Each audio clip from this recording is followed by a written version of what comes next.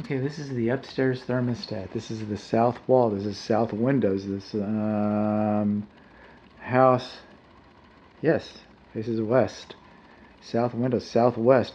Light comes through these windows. Radiant heat from the sun comes in, hits the thermostat, affects the thermostat, has an influence on the thermostat. The thermostat's just a dumb animal. It only does what it's told. It tries to get the temperature that you design. You asked it to reach. I asked it to reach 55. It won't get there today. But it's going to run and run and run until it can. What if you hit it on 65?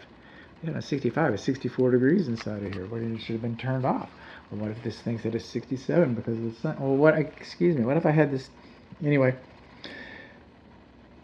what if I had it turned on 63? You get the idea. The sun influenced thermostat. This is the upstairs bathroom. We've got a door that goes into the attic space here. It's kind of neat. We've got a couple attic videos. So, and some of this stuff is going to run over. Here's our light switch right there. On some of our thermal paneling here, thermal ply, build strong ox thermal ply. We got that. Okay, we're missing some of it right there. We're missing a piece of it, but that's for the attic video. We've already mentioned that before. And we've got our traps. We got electric cable that's in the way. We're supposed to have an unobstructed 24-inch walkway between the door and the air conditioning unit, and a 30-inch service platform, which we probably have if it wasn't for all this storage. So let's go on up. There's a sediment trap for our gas piping. That's a good thing. We've got 2 sediment traps for our gas piping. That's double good. Okay, so our furnace has a care and use manual, and we've got our exhaust flue that goes up through the roof, and it's supported.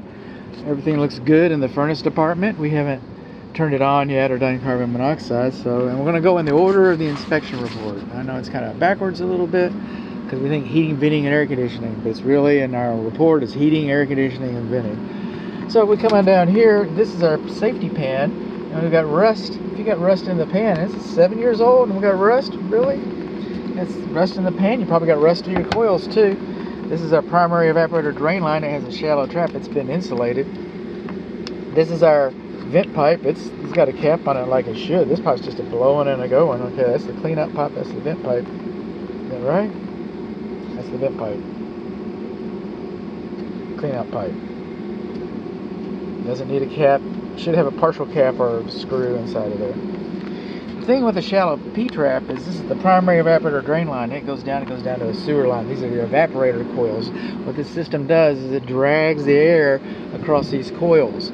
These coils are going to be a lower temperature than the air. Heat goes to cold, and it's going to rake the heat out of the air and redistribute it around the house. When it's raking the heat out of the air, these same coils rake the moisture. It dehumidifies. It's a byproduct of air conditioning. It makes it more comfortable.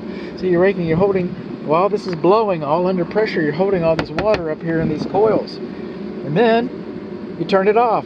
Thermostat gets pacified. The sun goes down. What happens?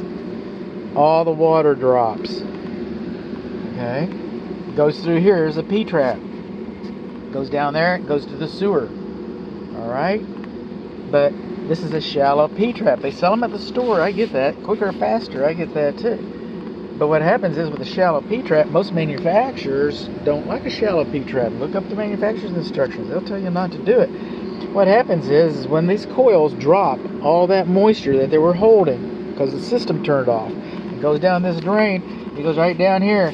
Like a Jamie Lee Curtis commercial. It just goes swoosh, swoosh. Okay, and it cleans it. Self-cleaning. Opens the trap. Trap's been left open because we have a shallow trap.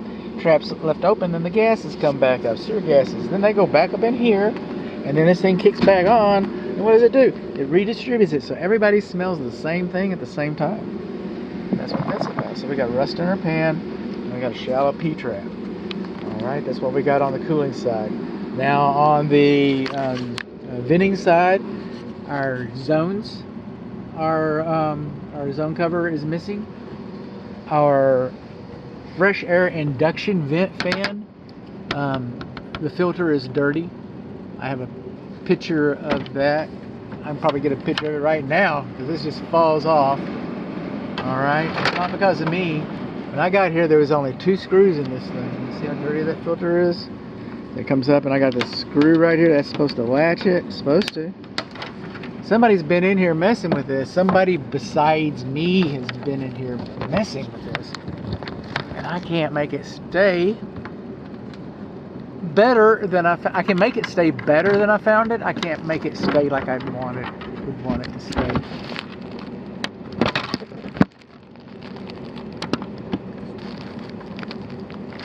Or I might be able to. We're going to look at that in a minute. So coming on along, this is the air filter, 20 by 25 by 4. It's got some odd measurements. It says it was changed a month ago, but it's pretty dirty. You want a new filter regardless. About 12 by 12. And this one's about whatever I would say on the report. And you start off with new filters. That gives you a baseline so that you can change your filters diligently. So anyway, we got dirty air filters, and the switch is missing. And the luminaire should have a cover on it, protective cover.